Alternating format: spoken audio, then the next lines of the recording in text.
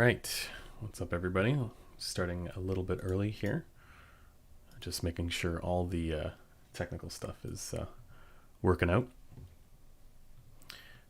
For some reason, it was weird when I scheduled this stream. Like, I scheduled it a couple of hours ago, but for whatever reason, it didn't process it correctly, so it wasn't showing up for people. So I don't really know what's going on there, but I didn't really do anything different, but we know how everything is. Gonna move this over a little bit.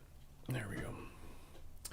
You can see the vast array of amplifiers and sources in the backdrop, sort of strewn about the room. Good to see everybody here. Yeah, I won't be able to, match everybody's time zone for convenience, but we'll try and do what we can to get as many folks as possible. Usually ends up being sometime around 11 a.m. Pacific time on a Saturday. So yeah, I guess without further ado, I might as well get started. And also, of course, let me know how the sound is. Let me know if it's out of sync, because yeah, otherwise I'm just chatting away. There's nobody else involved, so good to see everybody in the chat. Ace of Spades. Just getting to the question there from Chris Hudson. Discuss the He400 SE a bit more as a follow-up to the headphones.com thread post. So, and if anybody's unaware, the He400 SE is another sort of entry-level hi-fi man headphone that is around $150, I think, and its tuning is excellent. So go check out that post if you want to see the measurements of that. It's just forum.headphones.com, and then yeah, it's just a forum post where I post all the measurements and the data and stuff. But if you're looking for a follow-up, actually, I've just finished filming a review, so I need to finish editing that, and then that'll be out probably sometime next week, along with a video review of the LCD X and XC, which are both excellent, of course. Actually, all of those are excellent. If you want just a quick kind of Cole's notes of the 400 SE, it's solid. It is I keep thinking to myself, the only real downside to it is that it's not as quick and snappy and crisp as like the Sundara. Like, you're comparing back and forth with the Sundara, it was very obvious that the Sundara is more detailed. But at around $150, like, I think it has the planar advantage of good instrument separation. So I think it's solid for its price point, and the tuning is also excellent. The tuning is better than the Deva and HE5XX. It's super comfortable, so it's something going to be a positive review. But if you guys want more information on that, definitely just wait for the review, which should be out soon. Guten Abend. I guess it is evening for you folks if you're in Deutschland or somewhere in Europe. Actually, I have no idea. I'm just speculating. From Stuttgart, I have relatives who live in Stuttgart. It's weird. I'm not actually German. I don't have German heritage, but I do speak it. So, long story.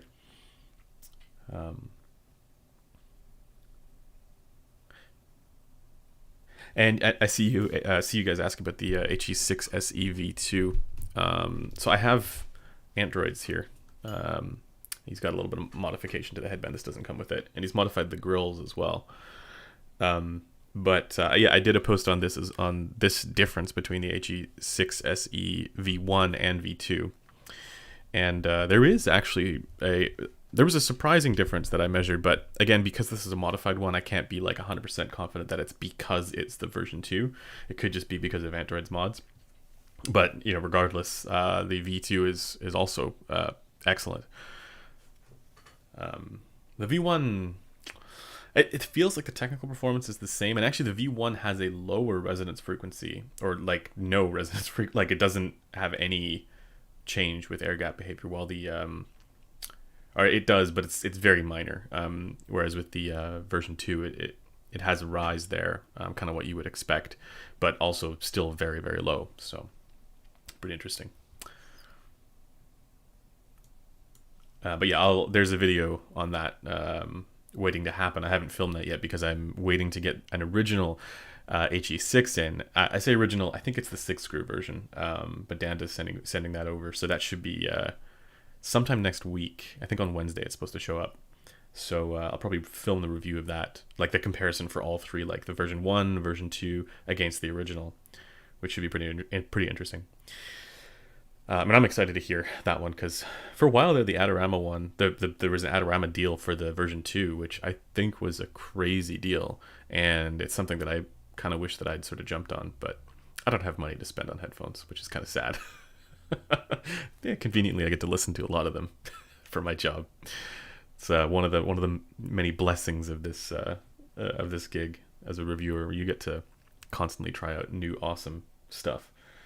The downside is you have to also, spend a lot of time evaluating the garbage out there. So,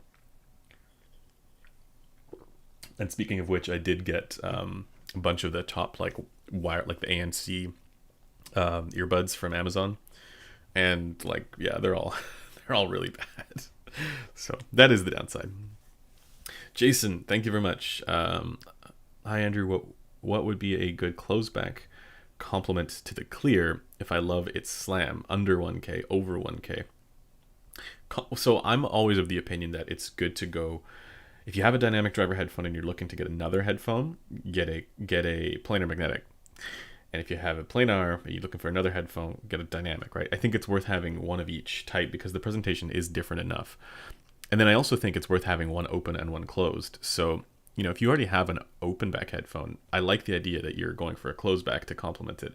And in my opinion, that choice would actually be the LCD XC. I mean, if you want the same kind of presentation as the Clear, then go for the Focal Celeste or the Radiance, right? They're, the closest thing to that. But the Radiance if you want more bass, Celeste if you want a more, I guess, neutral sound signature. But yeah, I would almost say LCD XC because I'm pointing over there because it's sitting over there, because that'll give you a planar presentation. So I hope that helps. I don't know if it does. Have you tried the Aeolus? I have. It's pretty good. I need to spend more, I need to get one in for review and actually spend time with it. I haven't had a chance to do that. So I need to reconnect with Zach and see if he's got one to send me. But I liked it from what I heard Tyler's, and I liked it. It's just at a meetup, so meet conditions are not the best. But I liked it when I heard it. The Auteur seems like better value with the different sound signature. The Auteur is more neutral. Honestly, the Auteur is a fantastic sounding headphone. I love it. The only real knock against it is that it's not as detailed as the competition. But that's kind of the price you pay for a, boutique kind of handcrafted,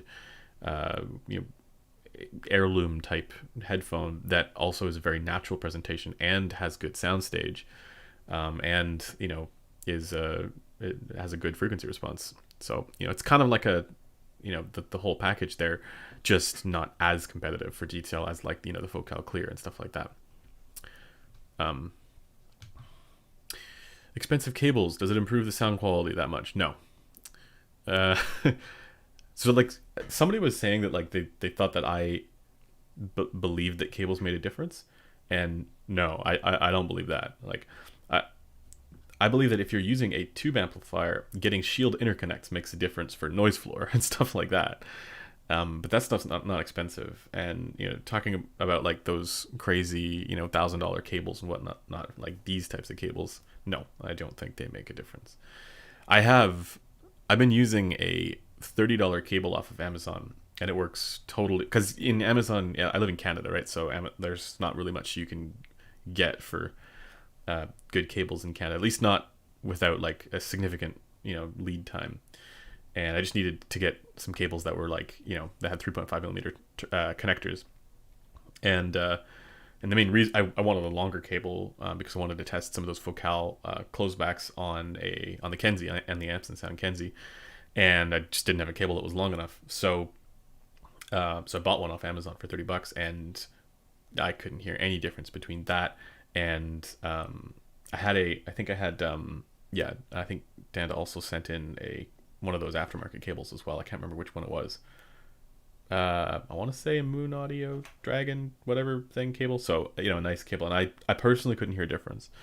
But my my attitude towards that is like, if it's not enough to just say that, like, it's wrong to say that because there aren't any acoustic merits to aftermarket cables, that the people who are reporting they hear differences don't hear differences, because so much of an evaluation depends upon attention, and if those cables do make you pay more attention, then you are technically hearing things that maybe you weren't before. Now, people who want to hedge against the psychoacoustic effects, which are always going to be there for everybody, including me, right? It's that's not really a satisfying answer, but I think it actually does explain a lot of the expressed opinions that people have. And I've talked to Danda about that as well, and he definitely is a capable believer as far as I'm aware, and totally amenable to it not making a difference from my conversations. So what I like is a dialogue there that allows people to communicate with one another and kind of like share their opinions on this stuff without the need for vitriol, which is great, because a lot of the time people get pretty mad about this stuff. I will say, I want to leave the door open to your cables making a difference, because I think it'd be really fun if we did discover a measured difference and something that we could prove that there actually was a difference. But so far nobody's been able to show that, and that's kind of the problem there. I say problem. It's not really a problem, but it's the reason why that divide exists. But yeah, I think it would be awesome if we could reliably I guess get the right answer in ABX testing with cables. I don't know how to set up a test like that, but I think it would be a lot of fun to do. I don't expect that there would be any result there, but I think it would be an interesting experiment nonetheless. So yeah, I leave the door open, because you have to. I think that's kind of like if you're trying to approach this in some sort of scientific way, you just got to be open to ideas, and that is one that I'm open to. But no, I'm not a cable believer in that sense, at least not yet. And for all of the stuff that I've tried, I haven't really heard a difference. Christopher, thank you. I'm thinking of liquidating my collection: LCD2F, Aria HE1000, M1060C, HE800, HE660S, Jesus, and getting the Sysvara. Please talk me into it and keep making amazing content. So, to be honest, that's what I would do. Wait, is this too bright right now? Hold on a second. Is that better? Yeah, so that's what I would do. I would, okay, so I don't know about selling your gear, because you're going to take a loss on that gear. But rather than, people always talk about mid-fi hell, I think that can happen in the high end as well. So you end up with kilobuck hell, which sounds crazy. But there is the whole question about diminishing returns, I think is a real one. But once you get up into the crazy flagship stuff, that difference is fairly significant, between the Sysvara and the technical capabilities of an LCD2 or an LCDF. Honestly, even the D8000 Pro, somebody mentioned it earlier, compared to the LCDX, compared to the He6 SE V2, the D8000 Pro smokes it. Smokes is the wrong word. It is noticeably better for technical performance. So, and the Sysvara is even better. So, yeah. It does make a difference. And so, I think rather than spending a ton of money on multiple 4 or 5 different kilobuck headphones, just buy one headphone and make it a flagship, and or 2 headphones, one open, one closed. I think it is important to have multiple headphones, but put most of your money into that one really good one rather than a ton of kilobuck ones.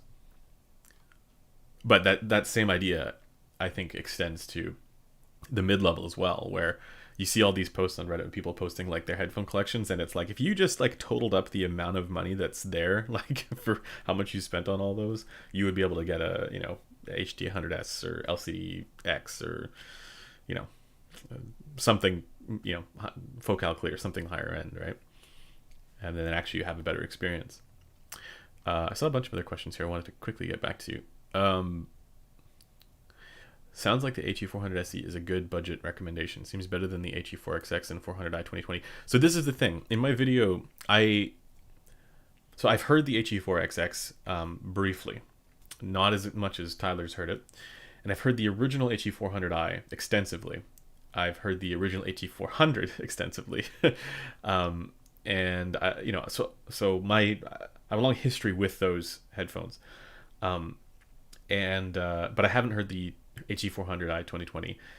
So I think at the moment it would come down to those two, and I'd need to get that HE400i 2020 in to be able to tell which one is better. Because at the moment that HE400 SE is solid. It actually uses it uses the double-sided driver, so it's kind of similar in a sense to the driver that's in the Deva and the HE5XX, but it's like a refinement of that driver.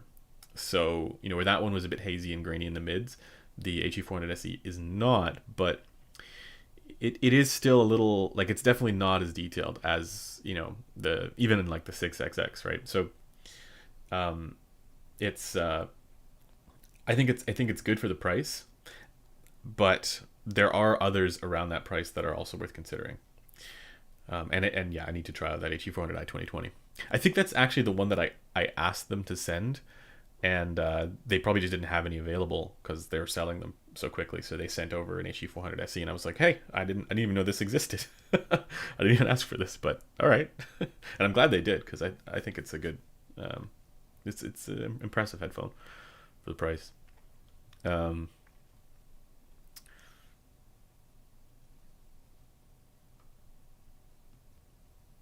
Let's see. Are there about 10 versions of the HE400? Yeah. Oh, that was the other thing. The cable on the HE400 SE is the worst cable I've ever come across.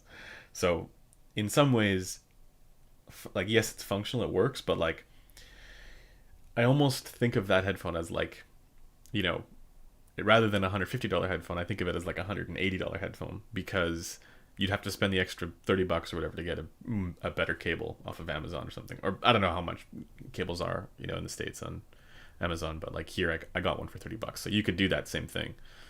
But then you start getting into, you know, a little bit more of a competitive territory. So what are your thoughts on all the MQA/Tidal stuff going on right now? Yeah, so I canceled my Tidal subscription because of it. It's not totally because of it. It's more that Tidal was giving me some technical issues, like some buffering issues, and it's been like that for like over a month, and there doesn't seem to be any end in sight. So I just figured, you know, there's no, not only is there sort of like a ethical reason to not use Tidal and not give them any more money, but there's also a functional reason to not use Tidal. Using Tidal through Rune, I think, is still totally fine, but I am hoping that Qobuz extends their service to Canada, because I think that's what I would use through Rune, regardless. And Rune is great, but at the moment, you know, I'm just sort of using Amazon HD, just testing it out. I think what I'll do is I'll try for a few months. There's a free trial there for Amazon Music HD. Try that out, see how it goes. And then, you know, maybe I'll look into something else and see if that's better, or compare them.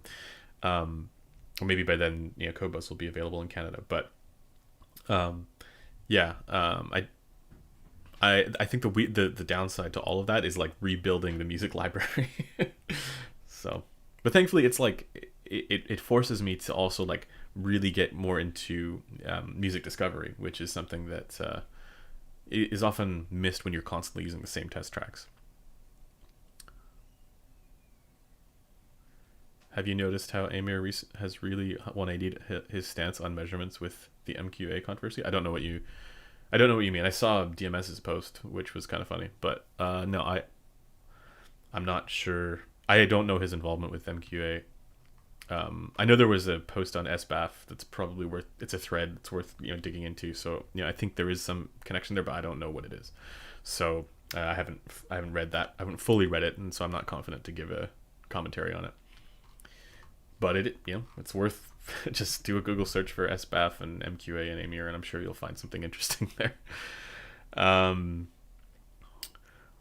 What's the difference between the original D8000 and the Pro version? Is it worth to upgrade, sir? I mean, these are $4,000 headphones, or I don't know, it's ridiculously expensive. So I can't really say that, but because it's ridiculously expensive. But as far as a flagship goes, these are solid. Like this has good dynamics, good punch, good detail. I think it's a better frequency response. I think both of them are headphones that I would still EQ. Like neither of them are as good a frequency response as the Susvara. And these are a little bit on the brighter side, whereas on the original was a bit on the warmer side. So yeah, I mean, my preference is for the Pro between the two.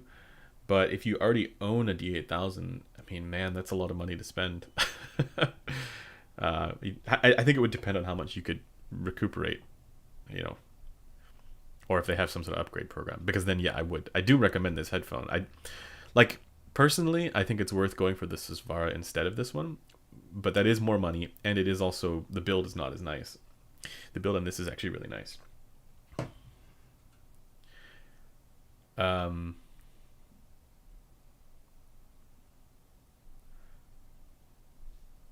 Kevin, thank you. I have the THX Pandas and Allo S4X, both 32 ohms, only used with iPad, iPhone for music/movies. What is the best DAC amp combo under $150? So the best thing you can do, I'm actually not sure about the Allo S4X. The Panda is one of the worst sounding headphones I've ever heard. The S4X, I saw, I think DMS did a video on that, but yeah, I'm not as familiar with that one. The best DAC amp combo under 150. I mean, I think you're looking at that probably that Zendac thing, right? Like I'm not that familiar with other DAC amp combos under 150. Like what I would do is I would get. I mean, you could get like one of those, like a portable thing as well. There's a lot of that stuff out there. But personally, I would get a Modi Magni stack, or one of the JDS stacks, because then, I mean, I know it's not as portable, so maybe you would want something a little bit more all-in-one for iPad, iPhone, so you can have like the like a hip DAC or something like that. But honestly, like, you don't need an amp, like a crazy amplifier, for a 32 ohm headphone, unless it's a planar that's really inefficient. So I don't think you need to worry about power. Leon, thank you. Got a Kenzie OG on order for Aria, LCD XC, and HD 600. This can be better sounding amp for even my planars compared to Kai and IHA6 and SMSL SH9. It depends. So out of all of those, the Kenzie is totally fine to drive, like for all those headphones. Where what I wouldn't drive with a Kenzie is like this thing here, the He6 SE, version 2, or even the original He6, or any of those that are like, that's where you need the Kai and IHA6, right? You need something with a ton of power and high current. Actually, I think from my conversation with Justin, he did say that his amps do have high current. So I think it's more just a power thing. Like you'd want to go with maybe the Mogwai or something else for an He6, or maybe not even He6. Like honestly, some of those just inefficient planars in general. But for that list, that you're totally fine there. Like I ran the Aria off the Kenzie, I ran the XC off the Kenzie, HD 650. It all sounded fantastic. So yeah, I think you'd be fine there. Oh, is it 2 weeks in a row with the Final Headphones? No. I used the it was the Gold Planar GL 1200, which I've changed my mind on a little bit. it's weird, man. Like the Gold Planer GL 1200, that's the ribbon headphone that requires a speaker amp. The frequency response is terrible on it. With It's bad with both sets of pads, but it's considerably worse with the leather or pleather perforated ones. But after EQ, it's actually it has a really interesting space and stage presentation that actually makes me really enjoy it. It's not as detailed or sharp as the LCD-X. It's not as crisp, but at the same time, like, it has sort of like pleasantness to the presentation that is, yeah, it just lets you kind of get into the music a little bit. So maybe that's an example of, like, yeah, it doesn't have the craziest detail presentation and the sharpest transient attack or anything like that, but the experience is this sort of enveloping thing that can be enjoyable. So but no, the D8000 Pro, I think I did this one the week before, but I like this headphone a lot. So yeah, so I have an EQ profile built out for it. So yeah. Dragon, thank you. Would the ZMF Verite closed be a decent upgrade over the Aria? I'm looking to upgrade, and I'm currently looking at VC and Empyrean. So VC, yes. Empyrean, no. Empyrean's actually a step down from the Aria as far as the sound quality goes. I mean, I know that the Empyrean has a lot of fans, but I think that's a great example of, people not necessarily wanting the most detailed presentation. It has a decent, like, the frequency response for the upper mids is actually pretty darn good for it. The treble's a bit intense, and then the bass is a bit bloated, but there's a lot of people who like that kind of enveloping, less detailed kind of presentation, whereas the VC is going to do way better for microdynamics and macrodynamics. So yeah, I would go VC. It's definitely more closer to being worth the money. But also, like, I mean, the VC's closed back, Empyrean's open back. Like, you might want to consider, like, your use case. At around that price, I think this is a better upgrade. Like, I don't actually know if this is I think a bit more expensive, but the D8000 Pro, yeah. And it would give you yeah, I mean, that's the thing. I do like the idea of you going for a dynamic driver there as well to complement the planar presentation. And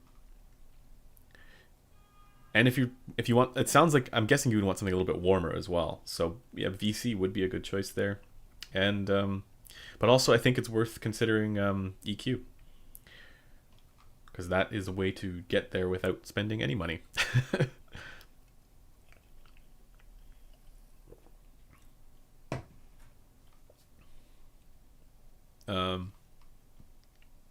Guys, if I missed your question, feel free to ask it again. Is the HE1000 SE an upgrade to the Aria, or is it a different, brighter sound that an Aria lover might not enjoy so much? So the Aria is a little on the it's not like bright, it's not counterclockwise leaning. It's that the upper mids and treble are a little bit more elevated there, but it still has, like, bass presence, right? So yeah, so the HE1000 SE is a technical performance upgrade. Yes, absolutely. It is one of the most detailed headphones ever. Not as detailed as the I think the Abyss AB1266 and the Susvara are ahead of it for detail, but it is a very detailed headphone. The downside with the HE1000 SE is I think that requires EQ. Like, those crazy nanoscale planars that have, like, the consequence there is that, like, the treble extension is so insane that it has the effect of kind of throwing everything off, and, like, yeah, it just is not a natural presentation. It feels like in many of those cases they focused a lot on transducer development to be able to achieve the crazy treble extension that they have without really considering as much the way stuff is supposed to sound. And I get that feeling from, like, the Abyss stuff, the LCD4, the HE1000 SE. And the only one that's, like, really nailed it there for tuning is the Susvara. So, in my opinion, the Susvara is the more, like, complete upgrade. But it is, like, way more expensive, right? So that's always the downside there.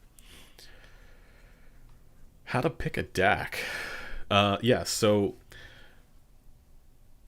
with DACs, unless you're talking about like really unique stuff over, several $1,000s, I think you can get away with a $500 DAC or like, so for example, the SMSL SU9 is it's a fantastic DAC. It's using an ES9038 2QM, I think, which doesn't have any intermodulation distortion, and it doesn't have that sort of saber glare gratingness.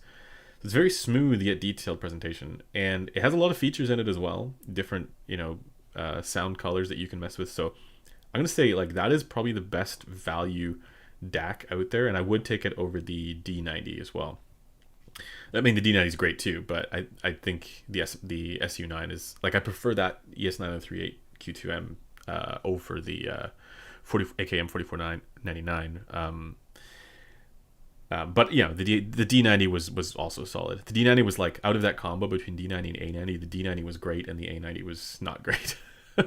but yeah, so I think the SU9 is solid, and it is most of the way there, if not like, sonically the same as the Matrix X Saber Pro. Like, if you want to get the last level of excellence for that ESS chip, which is actually a different chip, it's the ES9038 Pro, I think, on the X Saber Pro, but like, you get so much better value for with the SU9 because it's not $2,000, and then for most of the way to an SU9 without all the features, that LAQ-XT1 is solid. Like, it's right here, and it's extremely close as well. So the sound quality, once you go to one of these DACs, like a SU9 or a LAQ-XT1, going from that up to the $2,000 Matrix X Saber Pro is not a huge jump. Like, it's not, so you really just need to get the good enough for DACs.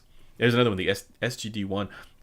I need to check out that SGD1 because it's the same as the QXD1, but bigger. So probably has more features. But I'm also curious about the intermodulation distortion that does show up on it, and I know there's a way to fix it. I have read those threads, but I can't remember the guy's name who does it. Ben? I feel like his name's Ben. But in any case, it's like Ben or Roy or something like that. But yeah, I think they've really been able to crank out these good DACs in an efficient manner.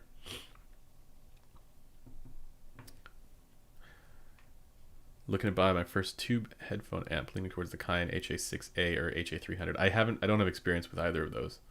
I like the Amps and Sound stuff. Amps and Sound, and then the I was listening to the Felix Audio Euphoria recently, and that amp is like, it's real nice. It's funny, I was listening to the HE400 SE off of it, which is kind of hilarious, but yeah, it sounds good, the Euphoria. And what I was really impressed with with Euphoria is that, like, even running sensitive headphones off of it, it didn't have that crazy noise floor stuff. So it was it was more convenient than typical tube amps are. This is I don't even know what this is. Sparkling water. Framboise.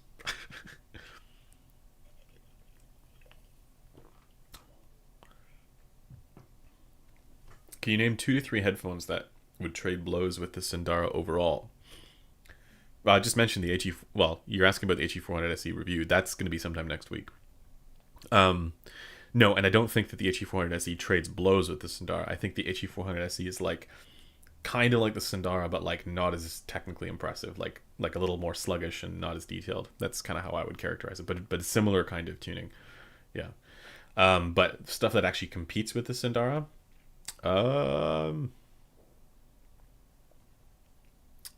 yeah, I mean, it's gonna sound weird, but I'm gonna say, when you say trades blows, it's got to do better than the Sundara in certain things, right? So I'm gonna say the Focal Alex is one of them, because it also has a decent frequency response, and then has really good punch, better than the Sundaras. And it's got detail that is also better. Where the Sundara still wins, though, is in the sense of separation. So it's just got the planar advantage there. And the Sandara is also a little bit smoother in the treble there for the frequency response. So this is why when I was chatting with Metal 571 about these two, and I asked which one would you take, and he said the Sandara, right? So, but personally, I would take the Alex. I think it is. I enjoy that quality. So the Alex is one of them. I think running an HD 600 off of or HD 650, if you like that presentation, off of a nice amplifier, would give you a presentation that would trade blows with the Sandara, because I think it scales more. And another one would be, I need to try that R70X from Audio-Technica. I mean, I've tried it a long time ago, and the comfort was, I couldn't get the fit to go well. But maybe that one trades blows. Maybe, yeah. Good question.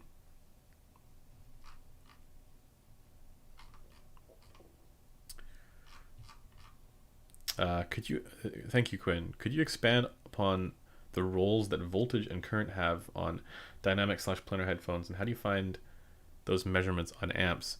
It's a good question, and I unfortunately don't have an answer for you, because so all I'm doing with this is I'm reporting sort of like what the trends are that I've experienced, and not necessarily how they would function in every case, right?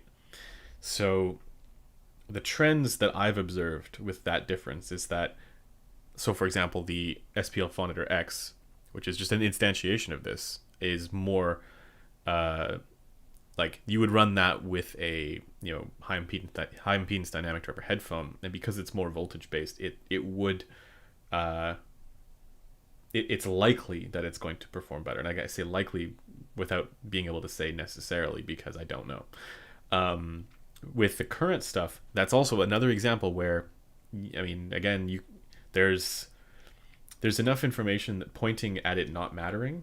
However, my experience has been that typically with inefficient planars, running a high current source like the IHA6 it ends up being more enjoyable. So I know that it's not supposed to matter, but in my experience, it does. Hope that answers the question there. There is that question. I mean, this is the thing. Like, I'm currently testing the He6 SE, both of them, and then I'm gonna be running the OG He6, and there's a lot of there's gonna be a lot of question marks as far as what source is it gonna be run off of, because those do require quite a bit of amping, and a lot of people are saying you run it with a speaker amp. That this is a speaker amp, by the way, and I don't have the connectors to be able to run it off of that. So, and my take here is that while it might scale in a unique way with a speaker amp, these days I don't think it's required, because those headphones came out a long time ago. Like, we're talking like the original He6. I feel like 2011, something like that, 2010, 2011. And in the span of, since then, there's been a lot of amp manufacturers who've been trying to produce amplifiers that can actually be an ideal pairing with those headphones, because those are the only, as normal headphones have been, or as more and more headphones have come down in in power requirements, if you're an amplifier manufacturer and you're like, yeah, we're going to make a really nice amp, you're going to look at the headphones that actually need the kind of power that you want to deliver. So designing it around the He6 makes a certain amount of sense. He6, LCD4, high five Svara, that kind of stuff, especially for solid state stuff. So yeah, I mean, I don't think I think these days there are enough amplifiers that have high power output that can actually drive these. Now there's still going to be some goalpost shifting on that, because the question is going to be, is it the kind of presentation that is sufficient to properly demonstrate the subjective experience that a speaker amp might do better at? And unfortunately, the answer to that, I can't tell you that. But as far as actually power requirements go, like the IHA6 drives this flawlessly, like no problem whatsoever. I'm at like mid volume on high gain, so I mean, yes, it does take a lot of power, but that's 7 watts a channel. So I think 6 watts depending on the current mode that you use. So yeah. Chris, thank you. All right, I'm selling all my cans and moving to the Sisvara Promised Land. Do you think they will play well with Mjolnir? I can't comment on the Mjolnir and Gungnir because I haven't heard those, but probably I imagine. Yeah. I mean, like, selling all your gear, like, there might be stuff worth keeping, you know, like, just because it's a different flavor.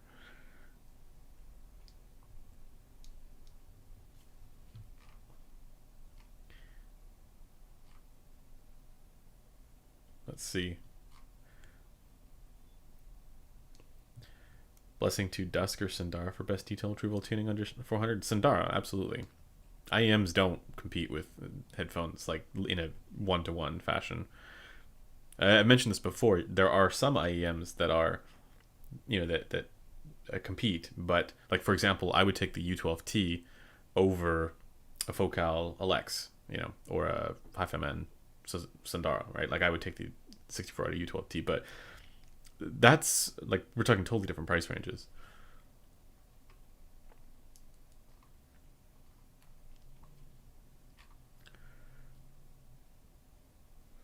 I was looking for a tube amp that has enough power to drive planars, 5TC, He6 SE V2, and noise floor not an issue.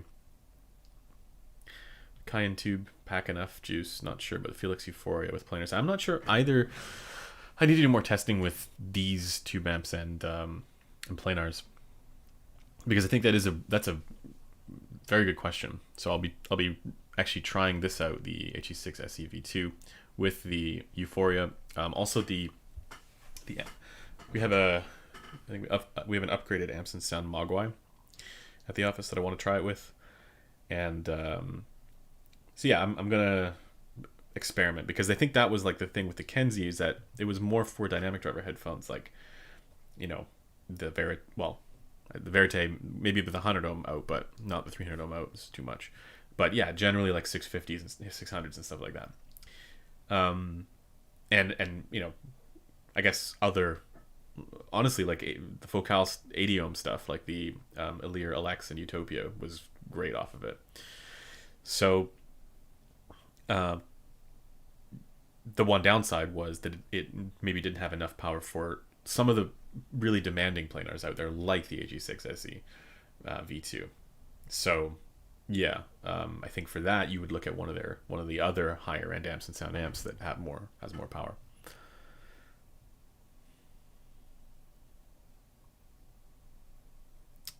I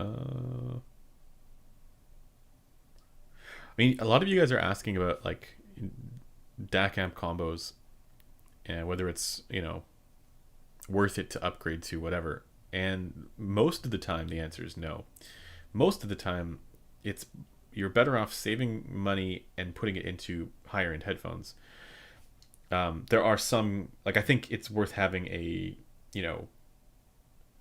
sufficient level of, you know, amping and a discrete DAC and stuff like that, but for the most part, like, Element 2 is fine. Like, I don't see a reason to go from the JDS Element 2 to the 887 plus a DAC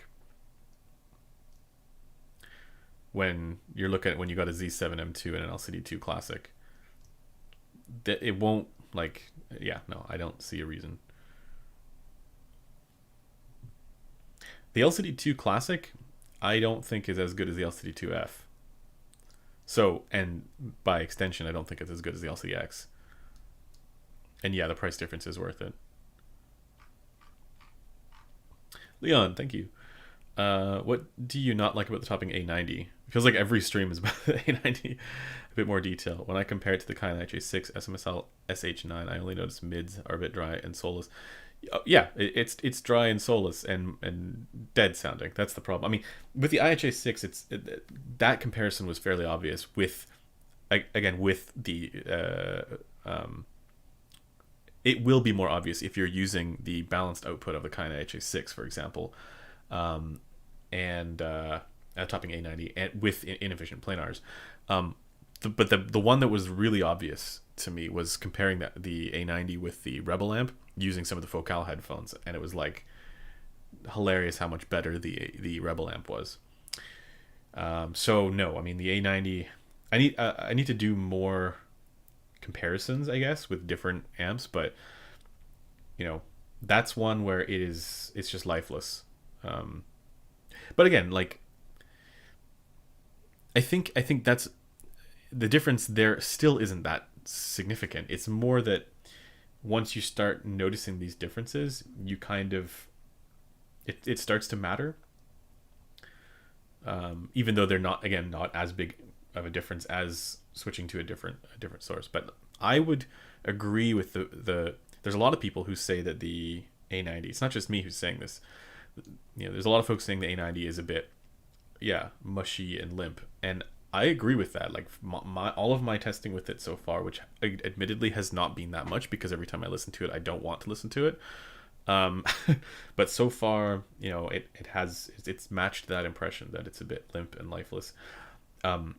And so the caveat there is that maybe there's something that pairs with it that does really well, and I just haven't experienced that. But so far everything that I've tried out of it has not been very good.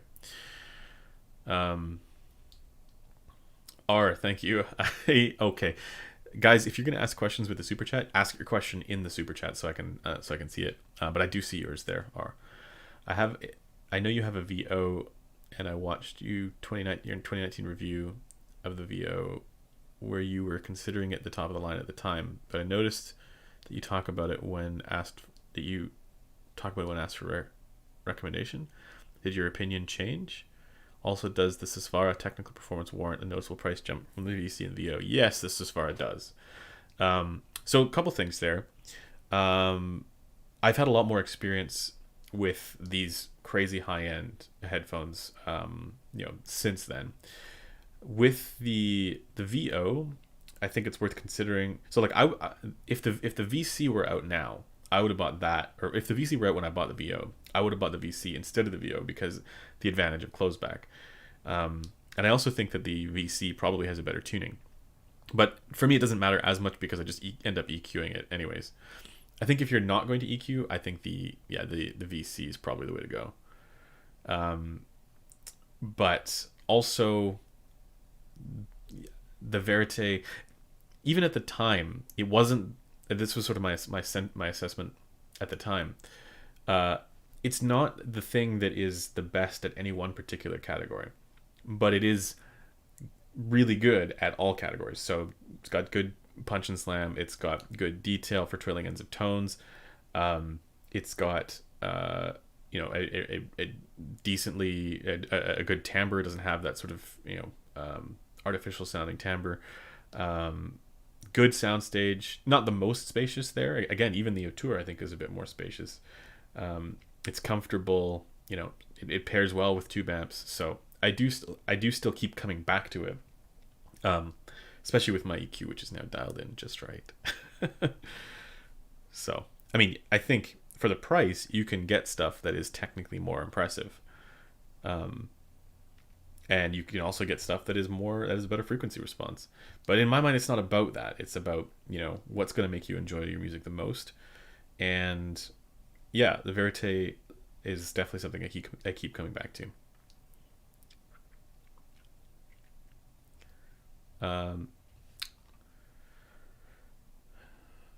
I remember you saying how laughable it is that the Rebel amp smokes the A90. Does the Rebel amp also smoke the THX 789 in the same way? I don't have a THX 789 here to compare it to. Compared to the THX AAA1, smokes is the wrong word here. So there's a bigger difference between the A90 and the Rebel amp. There's a Rebel amp and the A90 than there is between the Rebel amp and the THX AAA1. In fact, I think the AAA1 sounds better than the A90, right? That's the spicy take of the day. Although, I mean, you can't really evaluate single-ended versus balanced. You can, I guess, but maybe there's somebody who's specifically looking for a balanced output, in which case like 789 would be the way to go. You wouldn't go with the Rebel Amp or the THX AAA1, but keep in mind that balanced is not inherently better than single-ended. And that's kind of an important factor. Alex, do you recommend any of the ultrasone headphones? No, not the ones I've heard. GR Ramdas, thank you. First audiophile headphone, LCD-X or clear, genre, jazz, classical, rarely pop. Any other suggestions under $1,300? In general, how to select headphones as a newcomer with only idea of soundstage or detail. If you don't care about dynamics, you would want to go with the LCD-X, or also consider the HD100S and Hi-Fi-Man Aria. If jazz and classical are your genres, those two are going to be solid. Those three. The new LCD-Xs, like with the new pads, it's definitely an improvement for that, but I still think they're maybe a little bit relaxed there in right around 4K. So I think you'd want a little bit more there for trailing ends of tones for pianos and things like that. So, I would go Aria, a little brighter there, and then also HD100S for soundstage and detail. I think those are both solid for that, for those genres. Does that help? I hope that helps. Yeah. LCD-X is like really competitive for technical performance though. Like, so in some ways you could go LCD-X and then just EQ it, fill in. I have some EQ profiles actually for the LCD-X. So if you want to do that, you would end up with a really good sounding headphone. Because really, I mean, that's the downside with the clears, that the soundstage is not that great. It's more for punch and impact, and I think that's more for upbeat genres. Where you really get that benefit. I say upbeat. It's not like jazz and classical can't be upbeat, but you know what I mean, right? Like the stuff that has like more, like EDM or pop or stuff like that.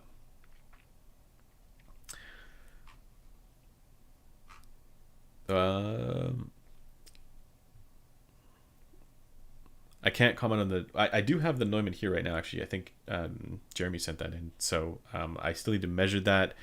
And that's the one that I might do a review of if I have the time.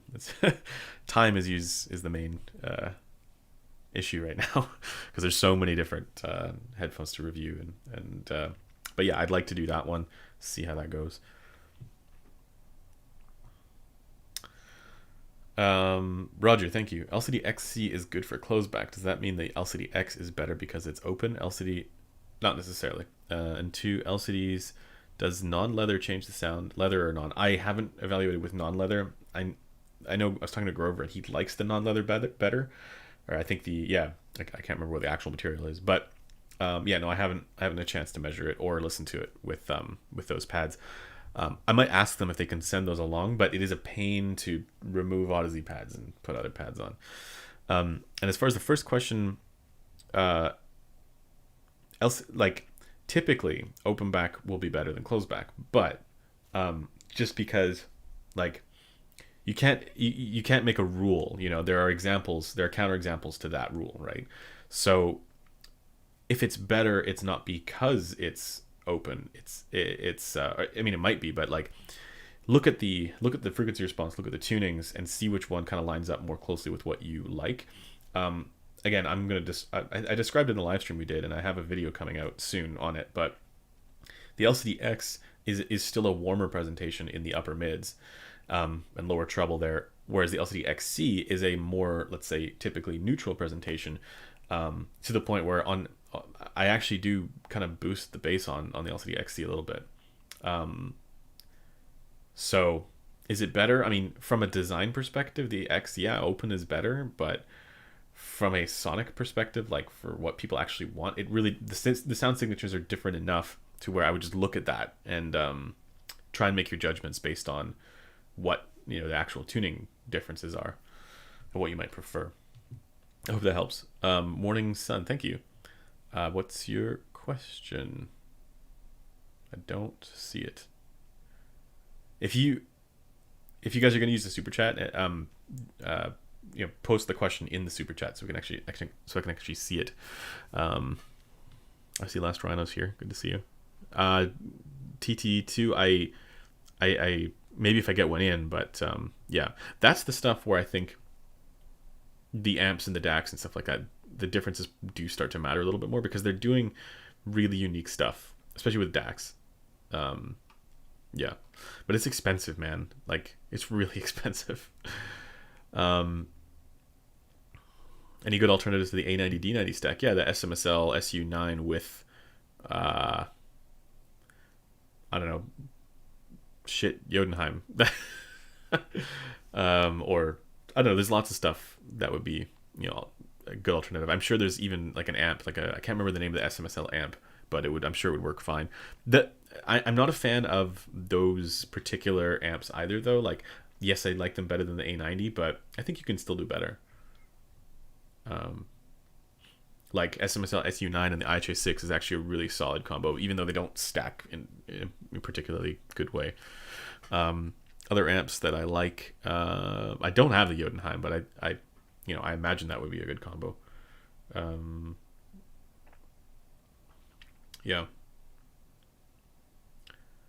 I think that SMSL SU9, I mean, it's balanced, but like you don't have to use it balanced, right? So you could go with a Rebel amp as well.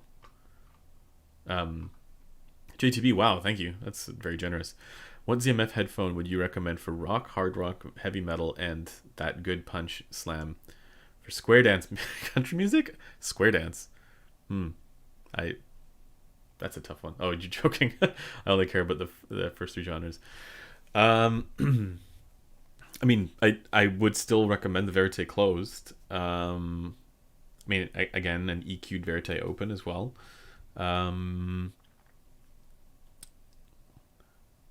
But that, because they're the most technically impressive. I wouldn't sleep on the Aeolus either. I think probably more. I'd probably go Aeolus over Auteur for those genres.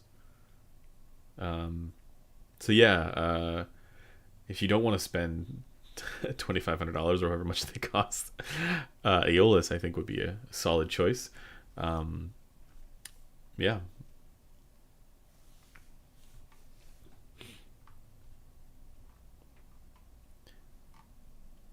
But yeah, actually, I mean, I wanted to say, like, with the Verite, like, I've got my EQ dialed in so well for that right now, like, especially for the way that it fits on my head. So, like, yeah, whenever I put that on, I'm just like, oh, yeah.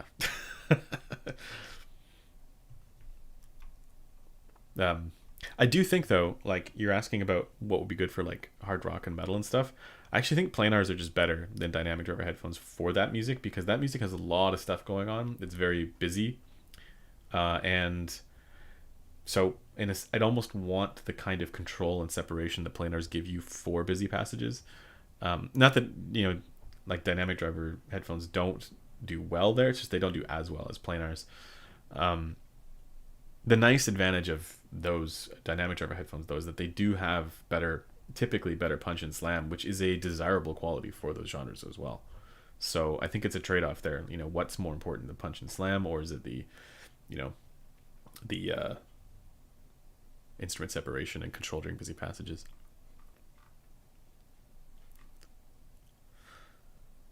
I'm less interested in the HE8XX after looking at the frequency response. I know, like, you got to listen to it. Looking at frequency response is not a substitute for looking at it, but like knowing what the original HD800S sounds like, I'm not encouraged. I don't like looking at that. It didn't look like they actually changed anything that I wanted them to change. Talk about the bass level. That's one thing, but like the main thing with the HD800S is like they need to shift that treble, like the lower treble, like down. They need to shift the ear gain region more down towards like 3K, and they have this weird dip at like 2K or something like that. I don't know why they made those changes. It's like they just made the treble more. I don't know. Doesn't really jump out at me as like what the HD800S needed. So yeah, I think maybe it's nice that it's at a lower price tag, right? Unless is it not? Like, I think it's a lower price tag. If anything, as long as you get the same technical performance, like the detail and the space and stage and all that stuff, which I don't know because I haven't heard it, then that would be good. But I'm yeah, I'm not exactly like ready to jump on the HD8XX. Just because the tuning there doesn't look like they did anything that would speak to what I wanted out of that headphone.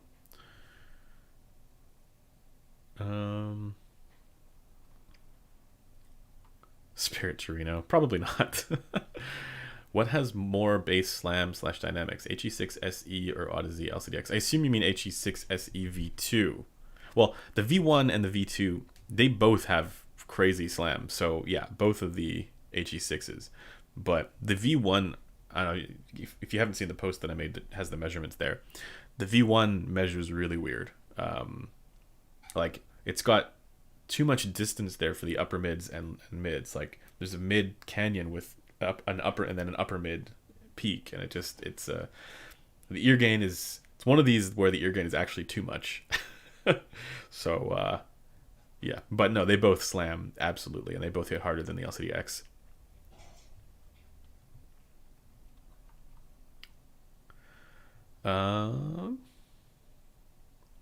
What else?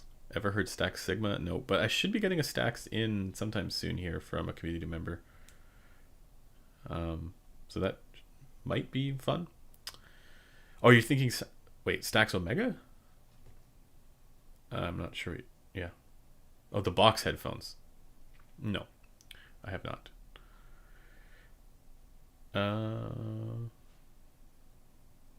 Too small of an amp for planars. I don't know which size matters, but like, so for example, an amp that I do not like is this amp. This is the Catus Tone 2 Pro, and I don't like it because, I mean, I like the form factor. It's fun. It's cute that it's small, right? But like, it's just an op amp based circuit that is, it sounds very narrow for the stage, like almost mono. It's really weird.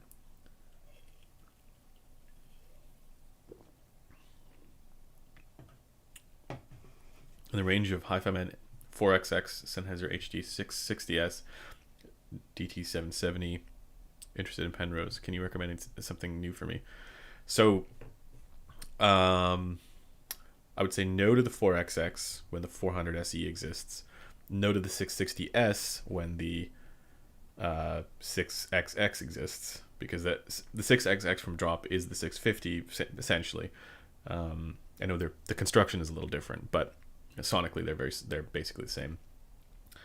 And then and that one scales better than the 660S. So yeah, the tuning on the 660S is a little better, but yeah, I would go 6XX because it's way better value. And then what were the other ones there? DT770. That's a closeback. I'm assuming you're looking for something for gaming. The DT770, I don't know. I don't know about the 80 ohm. The 250 I do recommend to people like with an amplifier who are looking for a V-shaped kind of sound, but it's not really for me. And then you're interested in the Penrose,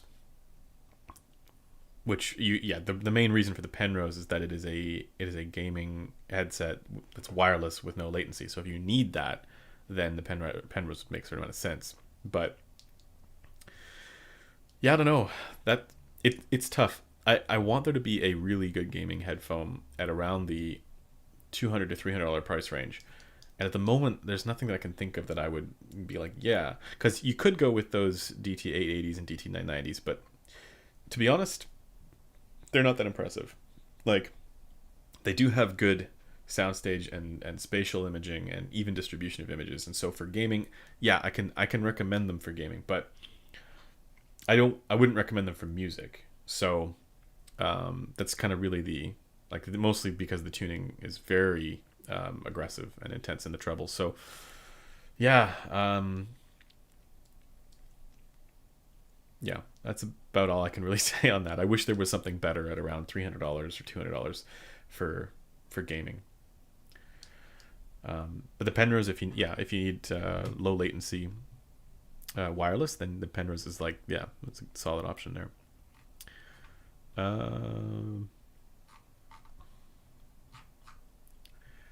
Morning Sun, thank you. Can we get a review of anything from the Spirit Torino line? And at what point would you say someone with this hobby is no longer a beginner? So the Spirit Torino line, probably not. Not for any particular reason. It's just not on the radar right now for me. And at what point would you say someone with this hobby is no longer a beginner? That's a good question. So I think there's a number. Let's just think about this. There's a number of different ways that you can kind of look at this. If you are brand new to the hobby and just starting out, on the one hand, you can say to yourself, I don't know anything about this, so I'm going to get the most recommended thing, in which case you'd be getting an HD6XX with a, Modi Magni stack, or, JDS Labs Atom, or whatever it is, right? A very basic entry level stack. And you just say, okay, this is like the most, recommended, best value, best bang for the buck. And it's still absolutely there. Or, you skip the amp and go with the 560S or something like that, right? Those options are solid. The other way to look at it is to say, I don't know anything about this hobby, but I want to skip all the stuff that, I want to make a strategic choice to go for the high end stuff because the poor man buys twice. Right? Because if you're going to say to yourself, I'm going to upgrade anyways later on, why would I spend the money on the initial thing, right? And I think either approach is fine. If you're strategic about it, I absolutely agree with the latter choice. I think it makes more sense to do research, get to a point where you're saying, okay, I want a very high-end headphone experience, and I'm gonna I'm gonna make sure I get the right thing. That obviously makes more sense than doing incremental jumps throughout mid-fi.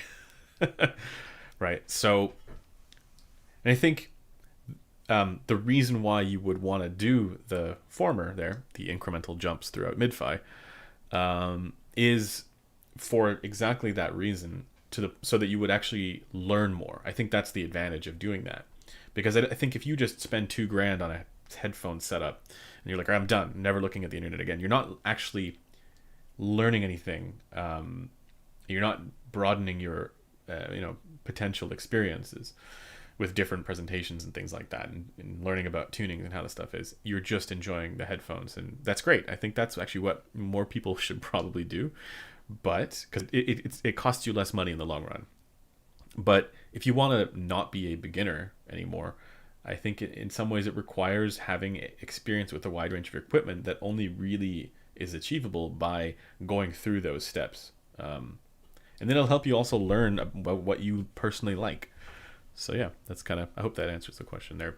But that's an interesting thing to think about, I think. John, thank you. I see message retracted, so I don't see the message here. Oh, I see your question is a little later on here. What do you recommend for Bluetooth or Wi-Fi device to connect to amplifier using RCA plugs? I think there's something from IFI, a Zen Blue, I think. Look that up. See if that's what you're looking for. I'm not sure if that is, because I don't do that. But the Zen Blue is, I think it like hooks up, like you can wirelessly, you can Bluetooth to it, connect to Bluetooth, and then it hooks up to your setup there. Did I catch all the super chats here, guys? I'm making sure. I don't want to miss anything. If you do use the super chat, again, make sure that you actually ask your question in the super chat, so don't miss it. All right.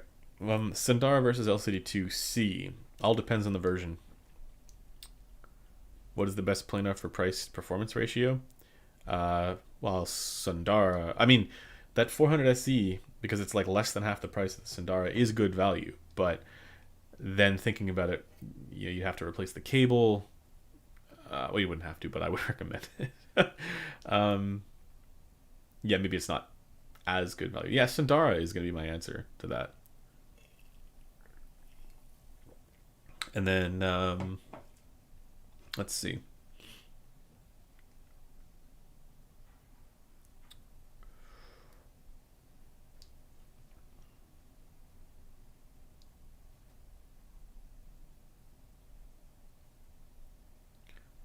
A lot of hi-fi men headphones like the Aria seem to have small dip in the FR around 1.5 to 2K. Yeah, same with the HE400 SE. what effect does this have on the presentation, and why could this be preferable? Also, the He6 SEs have that too. I think so. I don't think it's necessarily intentional that it have that dip there for as a sonic merit. However, I think there's probably some trade-offs there with the planar transducer design in terms of the parameters that they had to work with to achieve what they were trying to achieve, in the sense of good bass extension, linear bass extension, while also having good high frequency extension, and then also having whatever other properties they wanted, whether it be low distortion or whatever else, right? And the consequence of whatever that design ended up being is likely that you get this 2K 1.5 to 2K recession. Seems to be gone on the 2020 Sandara, or whatever the new pad revision is. That doesn't seem to be there with it.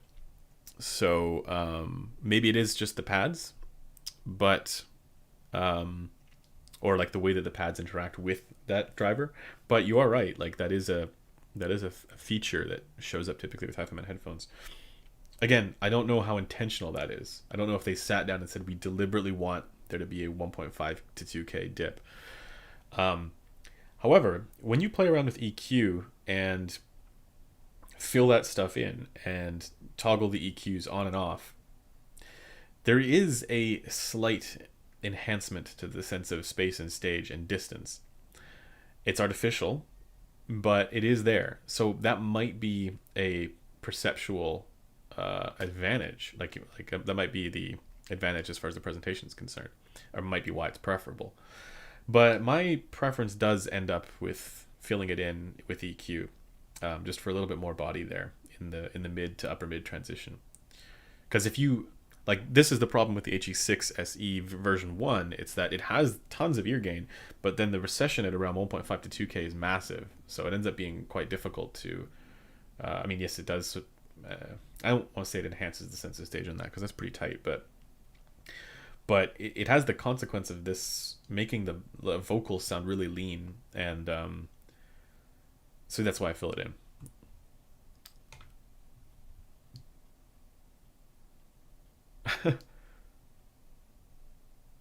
How's the HD560S for gaming? Yeah, solid. HD560S actually would probably be my pick for a gaming headphone at $200. We were talking about that earlier. Yeah, I think 560S, because it's just a little spicy there in the lower treble, but it's not too much. And then it also has a better sense of space and stage. So for gaming, I would probably take that over the 6XX. Yeah.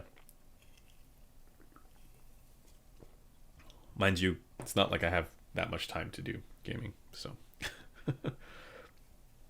I was playing Doom Eternal the other day, which was pretty fun.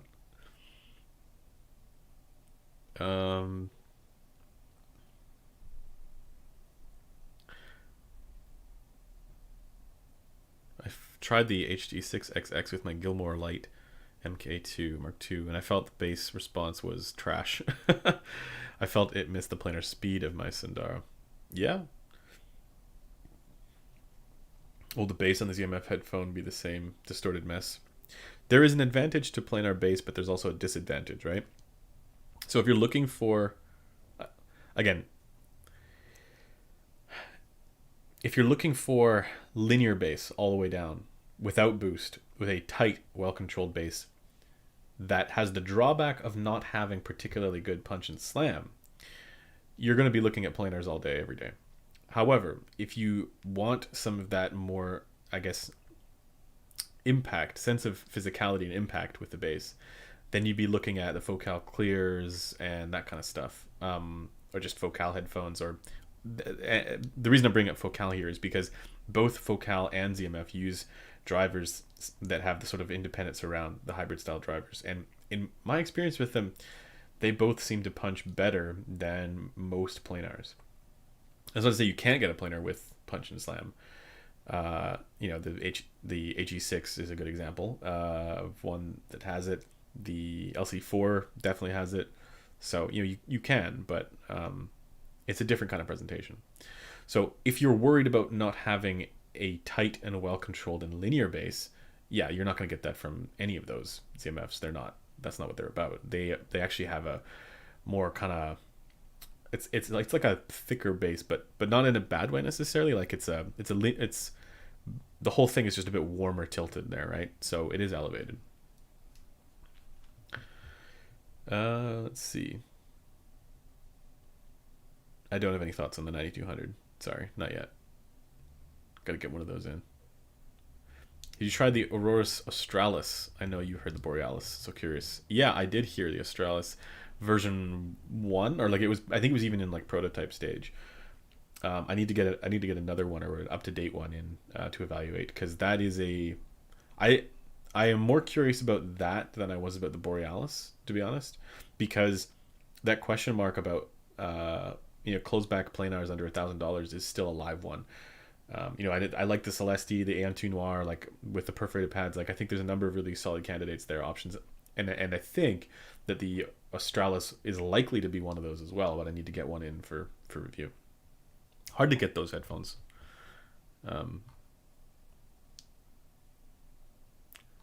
Folks are talking about Zeus.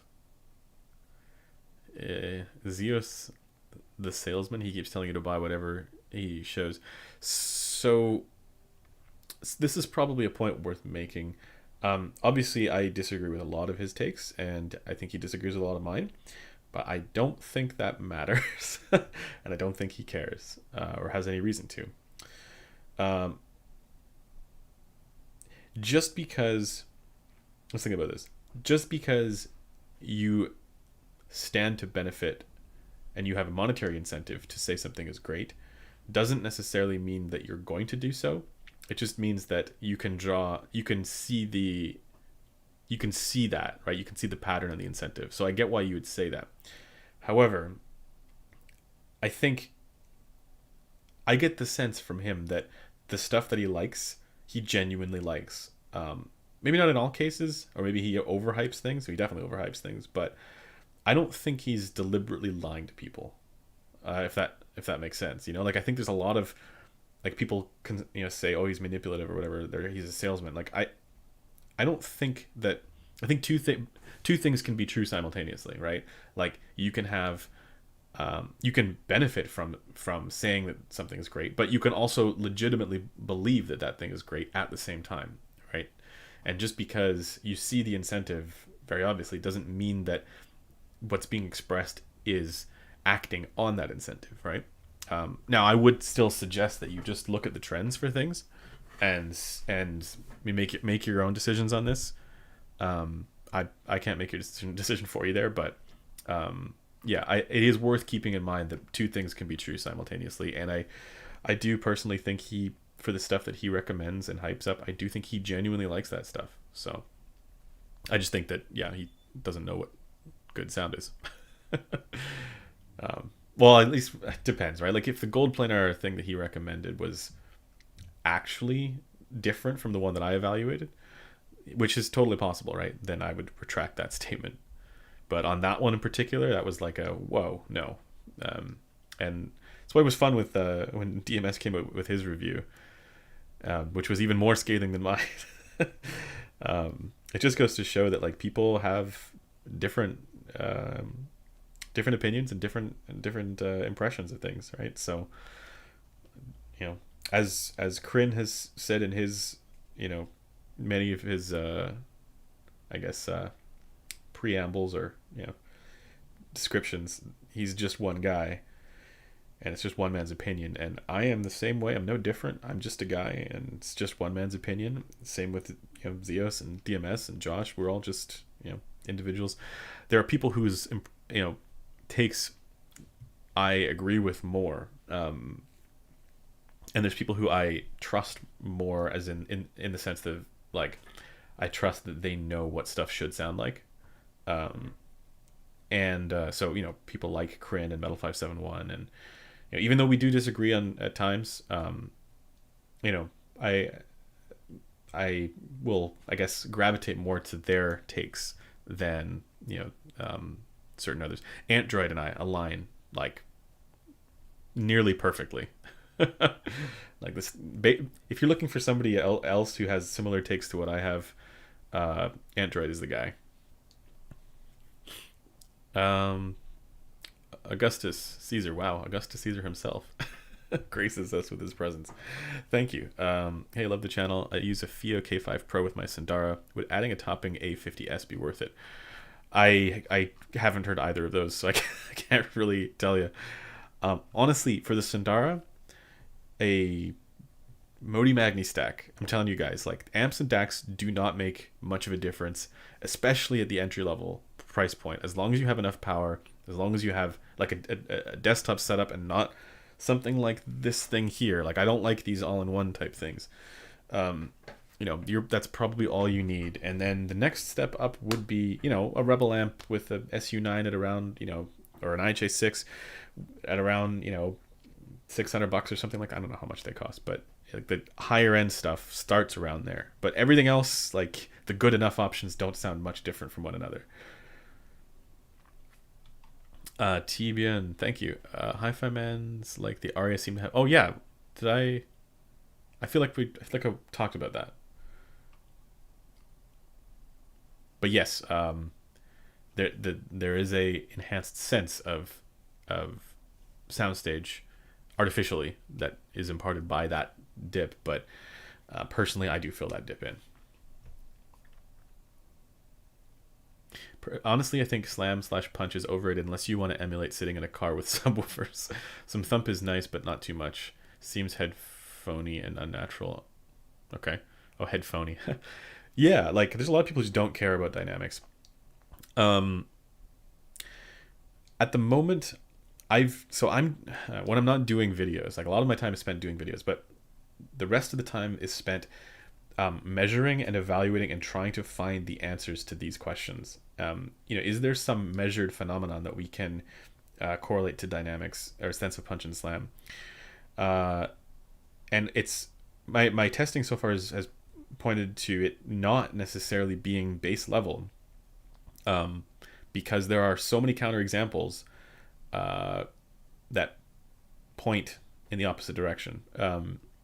Not opposite direction, but basically make it so that you can say like the perception of punch and slam is correlated with base level, and to a certain extent that's true.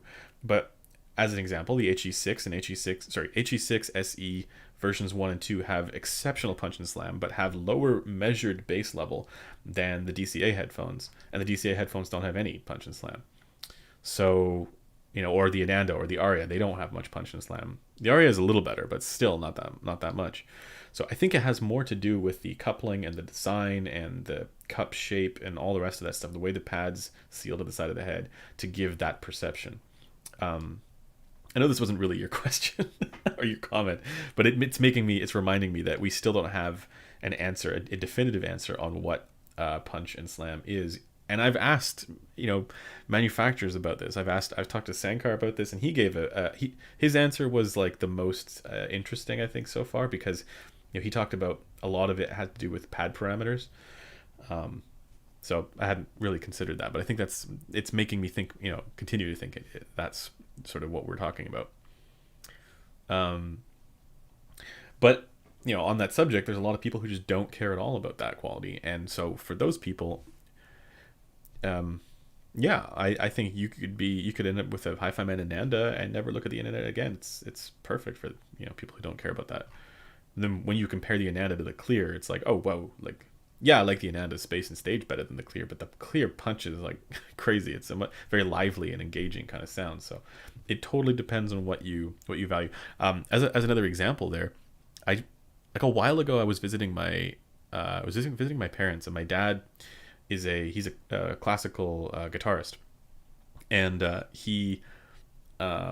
was like, try out these different headphones. And I had the Stelia and I had the Aria, and I was like, try these two different headphones and see which one you like better. And I didn't tell him the price, and I had some others. I had like an SHP 9500, which I actually gave to him, and then that was mine from a long time ago, and then a Meze 99 Classic.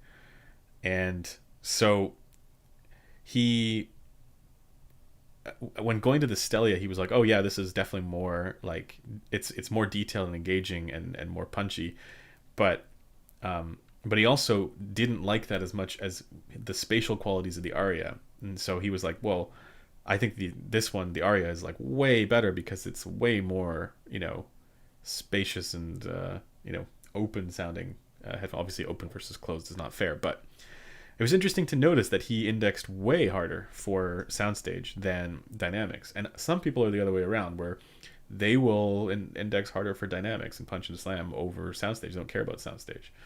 So this is an interesting result. And I also think the genres that you listen to and the way you want those genres to sound can have an influence on what qualities you are anchoring your preferences to. And as an example, I think with the Aria, I think it is such a great pairing with jazz and classical. That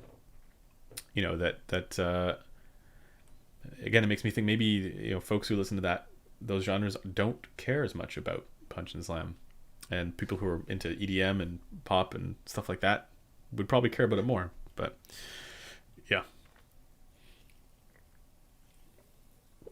the Rebel amp is finally available in black. Thank you, Jeff, by the way. I don't like the green. I keep trying to ask my bosses to see if they can carry the Rebel amp because I like it. That's kind of like, actually, I don't know if people don't realize this, but like so I work for Headphones.com, and like the whole point of, well, not the whole point, but a large portion of what I do is recommend to them what if it's good, should we carry it, right? Like I give suggestions on stuff to potentially try and get, because they want to get the best stuff and for the store. And so the Rebel amp is one of them that I keep being like, can we get this? Can we sell this? Because I like it. Mixed nuts, thank you. Is it worth saving for the clear MG coming from Sundara? Money/value being the obvious factor. I prefer the regular clear. I'm sure if you saw the video, I like the regular clear, and it's I'm not sure is it worth it. I mean, yes, the clear MG is more detailed than the Sundara. Definitely. But if money/value is the obvious factor, you can get an Alex for $700. If you can find an Alere and put the clear pads on it, you can get that more cheaply. And then the original clear is less expensive as well. So if money/price is an obvious, if value is an obvious factor, I would just get the regular clear or Alex. But thank you.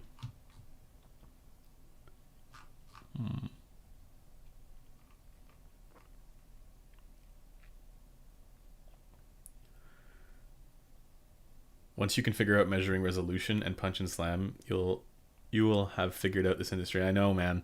That stuff is, but this is the thing. That's why it's so interesting. We can analyze stuff in terms of tonal balance, but if you just do that, this is pretty boring, because that's just one component, right? Tonal balance is just one component.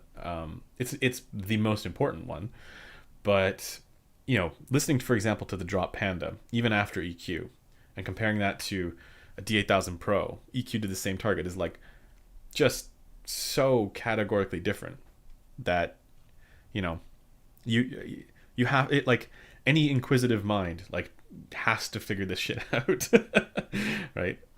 That's really what I'm trying to do with this, trying to approach it from a what can we learn standpoint, and how can we figure out where this stuff shows up in measured phenomena, because if it is audible beyond psychoacoustic effects, it's measurable.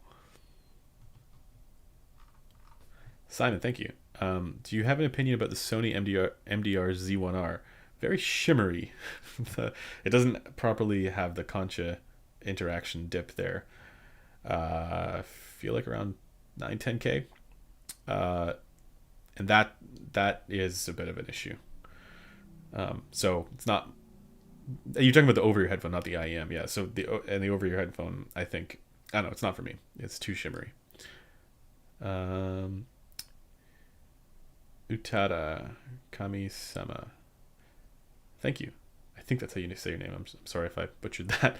If I connect multiple amplifiers to a single DAC using Y splitters, what would that degrade audio quality enough to be audible or have no effect at all? So I wouldn't do that personally. I really couldn't. I feel like it probably would, but I think it depends on what you're using as the splitter. There's probably devices that are out there that are meant to do exactly that, and I actually think I have one. But when I used it, it introduced a weird noise floor. So, yeah, I'm not a fan of that stuff. I mean, maybe. I really couldn't tell you. I haven't played around with that. I mean, think about it. It's from 1 DAC to 2 amps.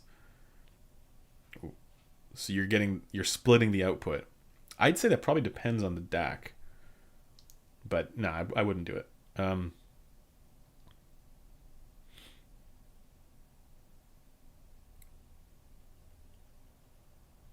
I prefer a Lear with clear pads to anything else in the Focal line except the Utopia. I've owned all of them. Focal, after the Lear / Utopia, seem to go away from the air between instruments. I don't share that opinion, but I mean the clear I think is more detailed than the Lear. The Lear has like really good punch and slam though. I mean Lear with clear pads, in part because of the bass tuning as well. Sorry, the focus is going weird.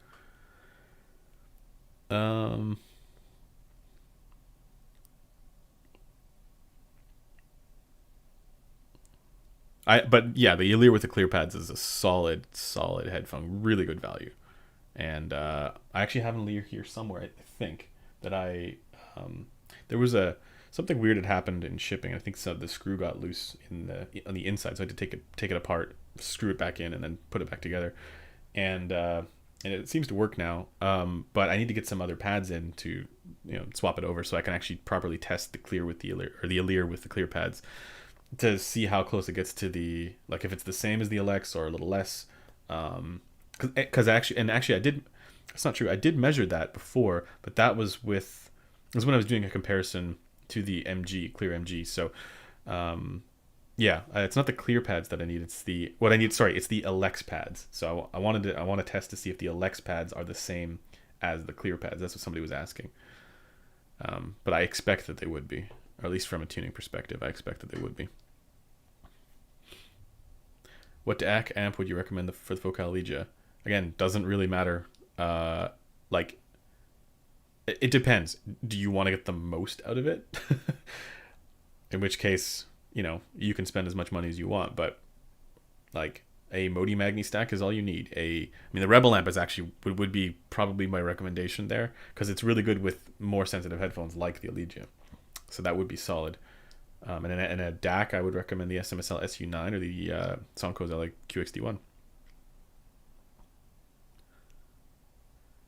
I like heavy music, Led Zeppelin, A7X, Tool. I determined Aria is my best choice. Am I still wrong to be considering the drop 8XX for half the price? You can only afford one. No. I would take an Aria over an 8XX. I would take an Aria over. It's tough.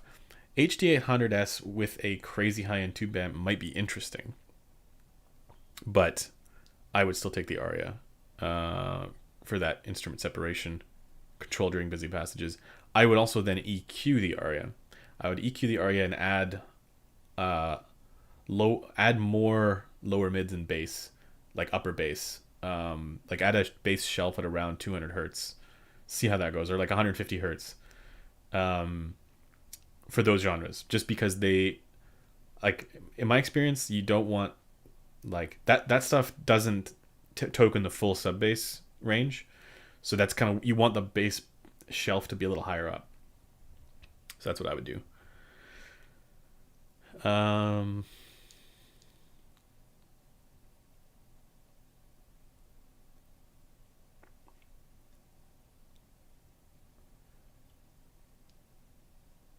It's going to be fine as long as the DAC output can deliver the necessary current, which should be very low if we consider the input impedance of the amplifiers. should be high. Are you talking about the Y splitter thing? Yeah, that's probably good information there. I can't get, I don't get into that stuff. Like yeah, it's not something I've experimented with.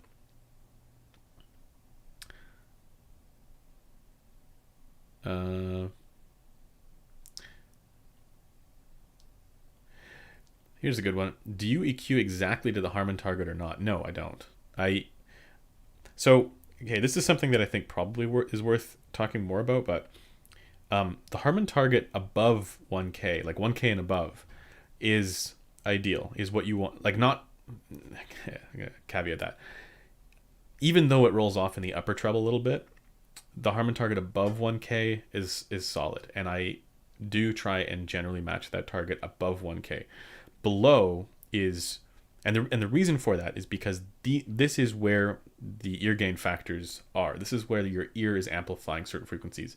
So everything below, like 900 hertz and below, is generally going to be down to preference. So how much bass level you have, right? Whether it has the dip in the lower mids, that's up to preference, right? Yeah, the dip in the lower mids adds a certain amount of clarity, but at the cost of richness of tone. That's up to you.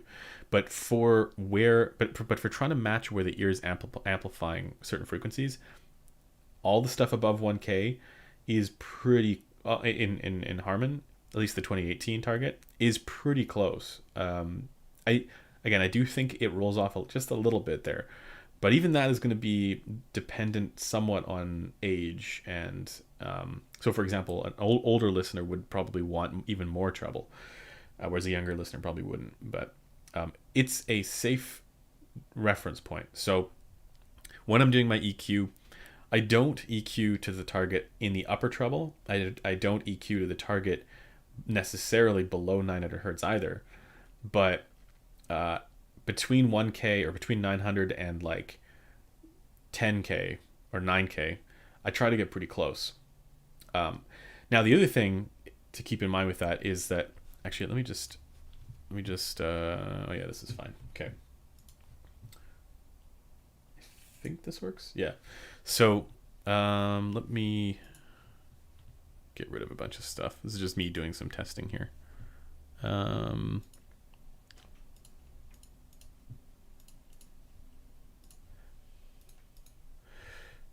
Just want to show okay, this is the target, right? So if you have something that like has this same shape but is like even more elevated here, like that would technically be fine. It's more that you just want to make sure that the shape is intact so that it retains the balance for fundamental and harmonic, and that there's no harmonic imbalances. If, say for example, if 5K is boosted here over the stuff here, like you got with the gold planar, for example, then that would have a harmonic imbalance for this particular harmonic, over the rest of the resonant harmonics above that. So yeah, it's more about the shape here than the actual level. So it could be lower than this, it could be higher than this, but this shape is what you want for that balance, because this is something like this is what is normal for human beings to hear, human beings who have ears. There's obviously room for some deviation there, and again, this is, I think, at the upper treble I don't EQ to this. I kind of, I like to have it maybe like kind of around there. And actually, what is this? This is the, yeah, this is I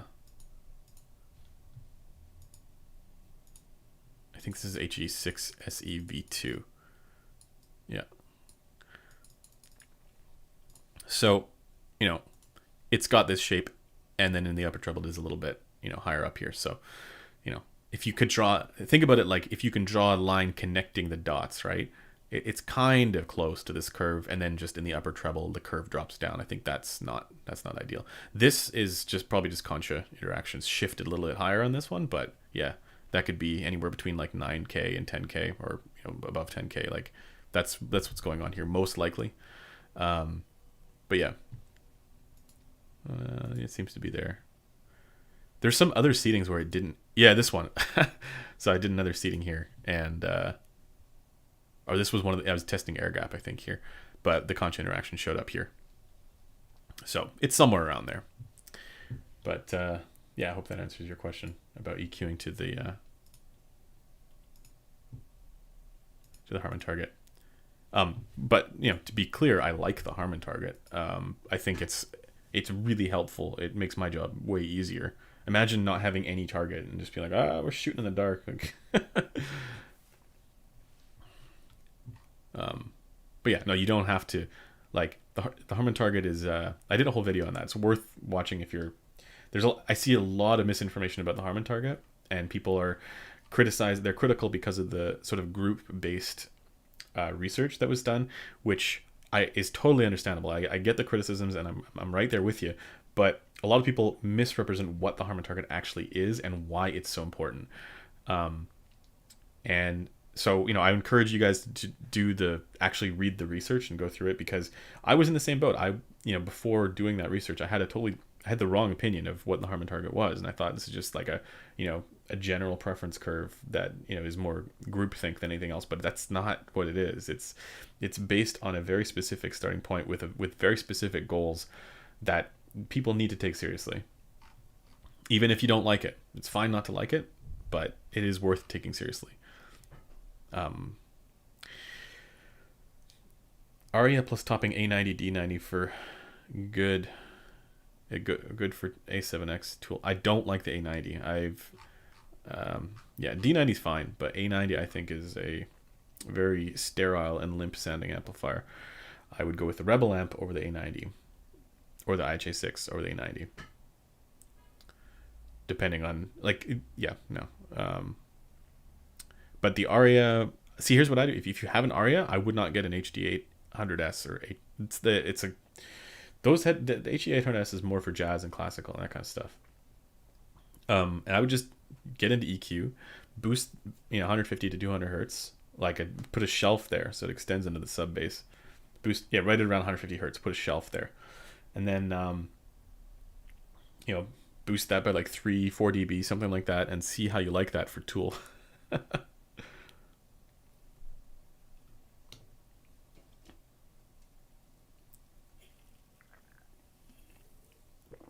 All right, I'll go for another 5 minutes, 10 minutes, 5 to 10 minutes. I can't decide. Depends on whether depends on the discussion. What do you think about the AN2 Open? So the one that I evaluated was one of the weirdest sounding headphones I've ever come across. It is so strange. I hope that they've since improved the pads or changed the pads to one that makes that headphone way more normal. Because that is not...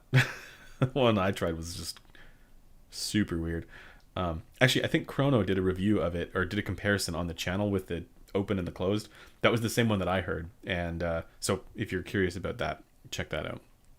But again, he may have changed it since then. So, and I hope he's changed it since then, because I saw there was another measurement of that, the open with different pads, that was way better. So yeah.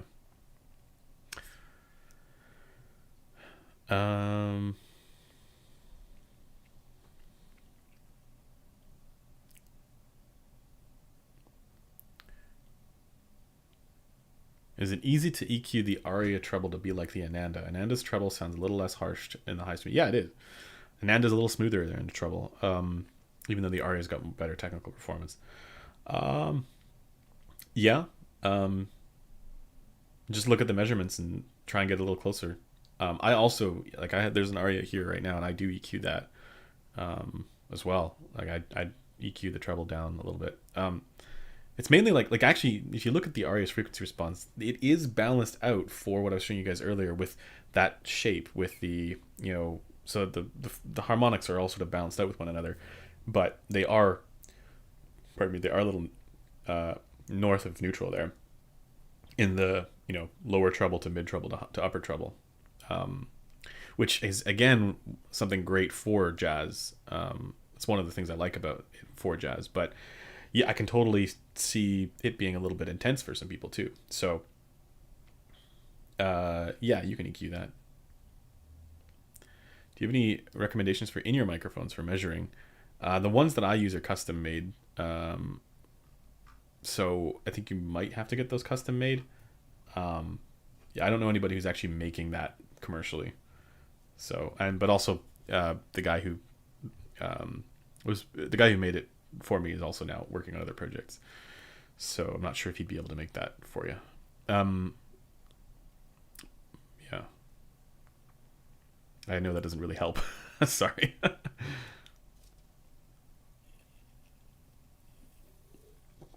I'm getting my final D8000 Pro tomorrow. What amp did you like with it? Well, again, I like the Rebel amp with it. I'm currently running it off of the Topping THX AAA1, which is fine. But the Rebel amp is like, yeah, it's a solid mid-level amp that is that's an easy recommendation. IHA6, I didn't try the balanced output because I didn't have the right cable. I almost worry that the IHA6 is too much power. The D8000 Pro doesn't need that much power, so yeah, it might be a little too intense. Although you can always, I guess, get an impedance adapter or some sort of a, not impedance adapter, but like I have one here somewhere, like an inline adapter. Here it is. Yeah, basically just reduces the output by, I think, like 12 dB or something like that. Simon, thank you. I don't see your question though.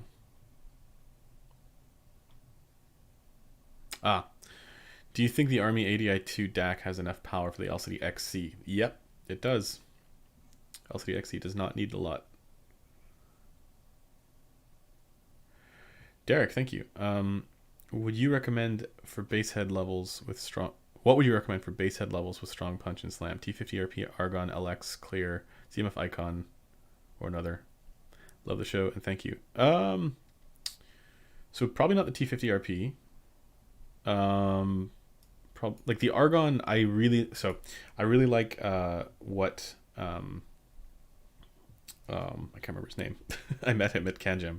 Really nice guy. We had him on the live stream as well. Shoot, I can't remember his name. Anyways, the gentleman who makes the mod house stuff. I really like him and what he's done with it. I think the limitation there is the detail of that.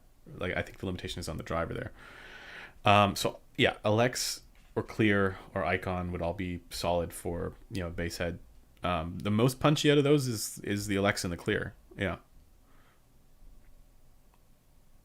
Or a Lear with clear pads or something like that.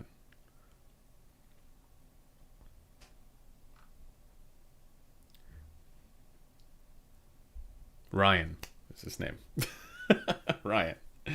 Got it. I knew I would get there. Sorry about that, Ryan, if you're watching. At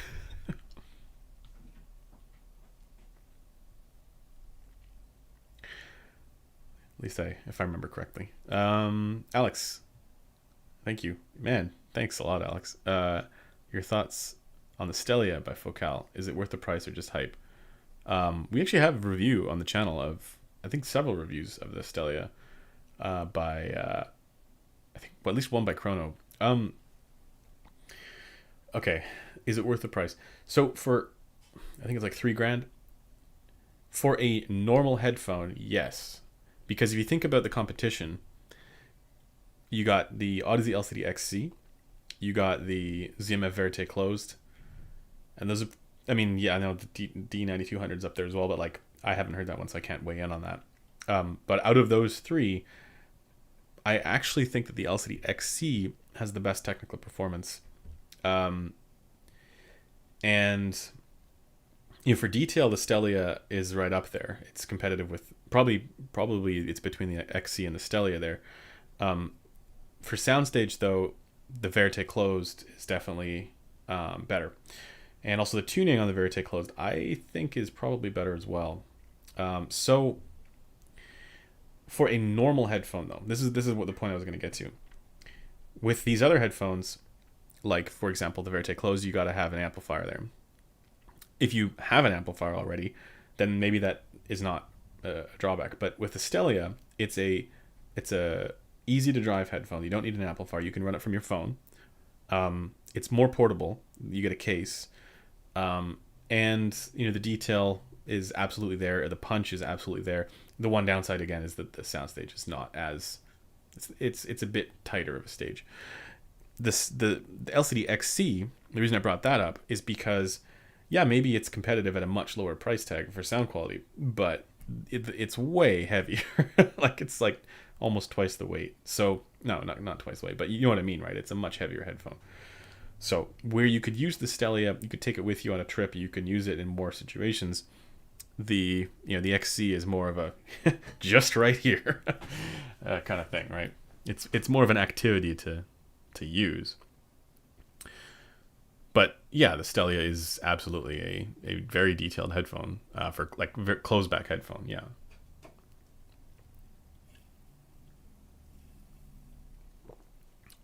Hey, what's up, Gary? If this as far as a 10, where would you rank the D8000 Pro?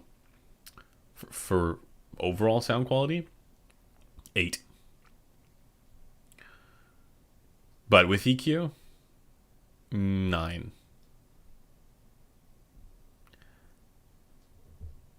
Does this Mum, thank you. Mum, I don't know how to say that. Does Susvara need more than IHA6, or is it BS really? If not, any ideas? I brought this up earlier. Does it need more than the IHA6? No. The IHA6 was totally fine, and there was even lots of headroom there. No pun intended. On the volume. And it really is the amplifier that's made for the Susvara. That pairing is exactly, that's why you see that combo at shows and stuff. Well, I guess before the pandemic, right? So does it need it? No. But there are a lot of people who prefer the Susvara off of a speaker amp, and this is the thing I was getting into.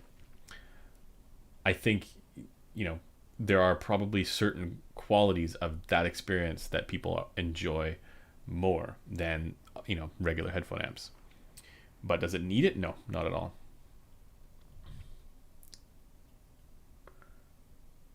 All right, guys. I'm going to do 2 more questions here.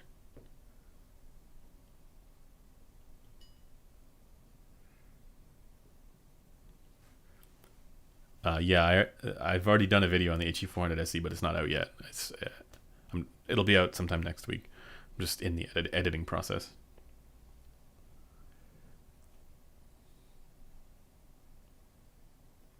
Guys, if you want to know about the HE400 SE, I've already posted my impressions of it on the Headphone Community Forum, along with measurements. So there's a whole bunch of data there. So if you want to know how it performs, check out forum.headphones. Wait, is it forum.headphone.com? Forum.headphones.com. Yeah. I'll leave a link to the thread. I have it open here. All right, so if you want HE400 SE info, it's right there.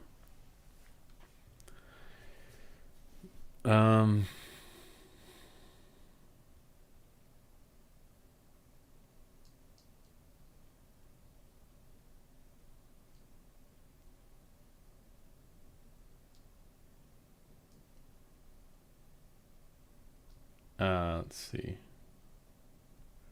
One more good discussion topic here.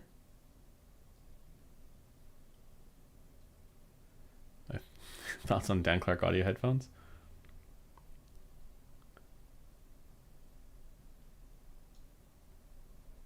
Does 2 + 2 = 4, or does it equal 4A in cams?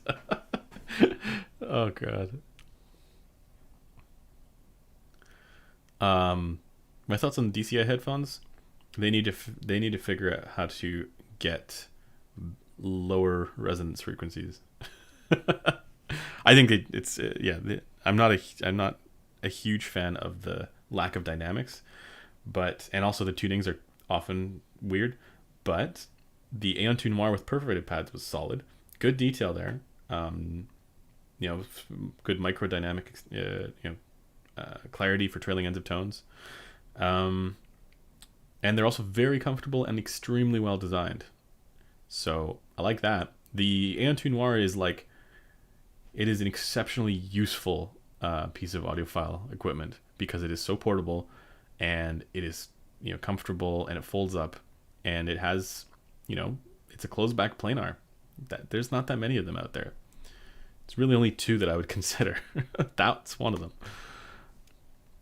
So yeah, I I like some of them, if that answers your question. I don't like, there are lots that I don't like, but there are also some that I really do like.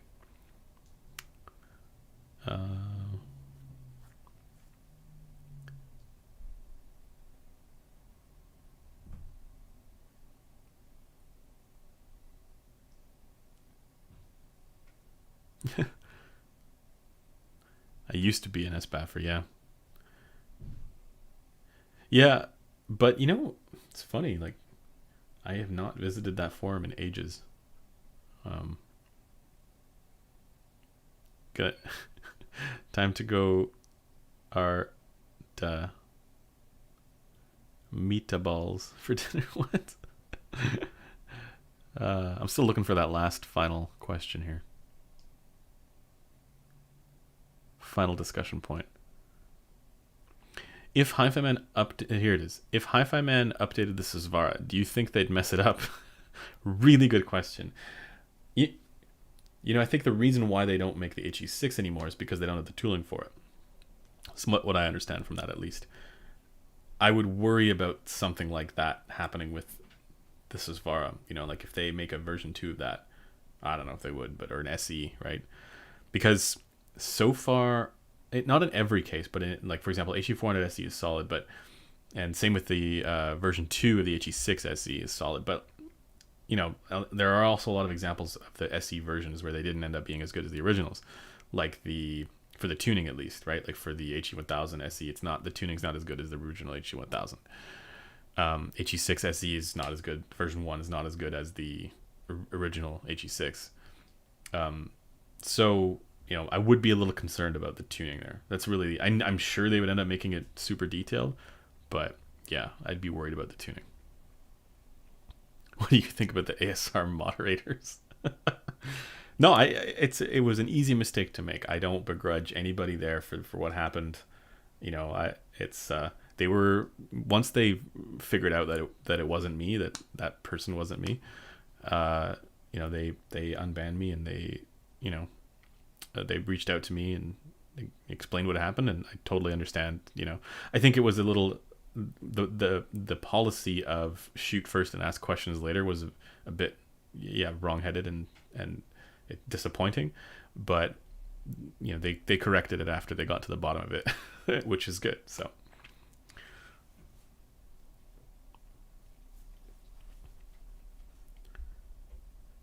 here we go. This is the last one. Scott, thanks for asking this. Since Harman Research is behind the paywall, would you ever consider doing a video with Dr. Olive to discuss both pros and cons of that research? I would love to. Now, I have done a video on the Harman target, and there's more information to it than just in that video. It's more of just a summary of it and some of the criticism there, but I'd love to have a dialogue with him on a live stream to be able to go through some of the... criticism is the wrong word, but some of the feedback that I have for it and see what his take is on that. Because a lot of what he's doing is agnostic to his own preferences. It's more based on what his research has found. And as much as it is preference research, it is anchored to something that is much more than just groupthink, group consensus. Like it's a, you know, there's a preference component to it, but it is all anchored to this project of getting mixing and mastering playback equipment to agree with you know, like general playback equipment and getting out of the circle of confusion. So which means that it's anchored in many ways to flat measuring speakers in a anechoic chamber, which would then be downward tilted in a room. So yeah. But yeah, I would love to have a live stream with him. I reached out to him on Twitter. I told him I would send him a bottle of wine if he agreed to do a live stream. But I think he's said yes. He's on board with it. We just I haven't, you know, been able to schedule anything, and especially with, you know, somebody like that who I'm sure is busy and stuff, right? So I want to make sure it's a good time, it's convenient. But yes, I would love to do that. Anyways, guys, that's gonna do it for the live stream. Thanks for hanging out. I'm going to go. I'm gonna get some food, and then I'm gonna go probably for a drive. Enjoy the day, enjoy the weekend, and then later on tonight I might Might watch the fights if I make it in time. But yeah, thanks to everybody for hanging out, and thanks for your questions. I will see you guys in the next one.